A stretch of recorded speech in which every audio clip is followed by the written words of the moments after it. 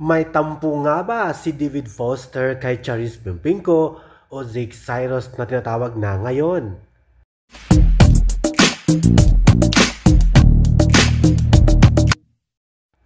Hello mga ka-showbiz, tagumpay at very incredible ang pag-perform at pagkanta ni Still a Hero sa performance with David Foster ng kantang All By Myself with Celine Dion. Ang tanong ng taong bayan, bakit nga ba hindi na kinuha ni David Foster si Zeke Cyrus na noon ay Charis Pimpinko? Sabi nga nila, lalo na ang kanyang nanay na ni Raquel ay walang kupas daw di umano pa.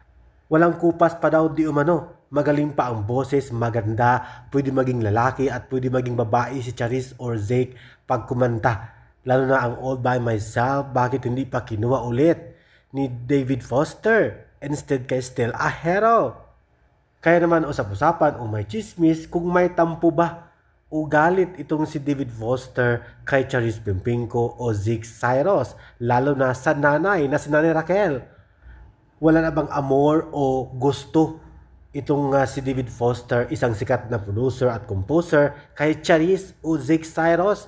Dahil mabilis na naman tawagan o papuntahin si Zeke Cyrus sa venue ng concert para mag-perform, lalo na sa All By Myself.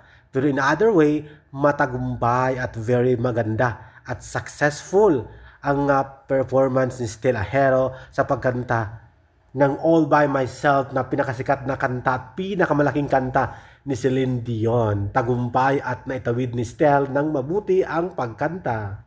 Kaya naman tigilan na ang pagkumpara kay Charis Pimpinko at Still a Hero sa pagkanta ng All By Myself. At ito nga noong nakaraan, nagpost at nagbuhos ng hinaing itong si Raquel Pimpinko sa mga isyong kinakaharap ng kanyang anak kung bakit hindi siya kinuha ni David Foster ulit.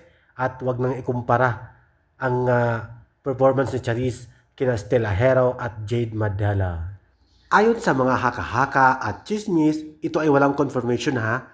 According to my research lamang sa mga chismis, ang dahilan kung bakit hindi na kinuha ni David Foster si Charis Pimpinko o Zeke Cyrus ay ito daw ay nadismaya at nagtampo kaya Charis Pimpinko. Kung mayroong malalim pang dahilan si David Foster kung bakit hindi na niya kinuha si Charis para magtanghal at mag-perform at maging bahagi ng kanyang grupo na kumanta ng mga iba't ibang klaseng malalaking kanta like Celine Dion na All By Myself, ay hindi na natin alam kung ano pa ang malalim na dahilan kung bakit nagkaganon.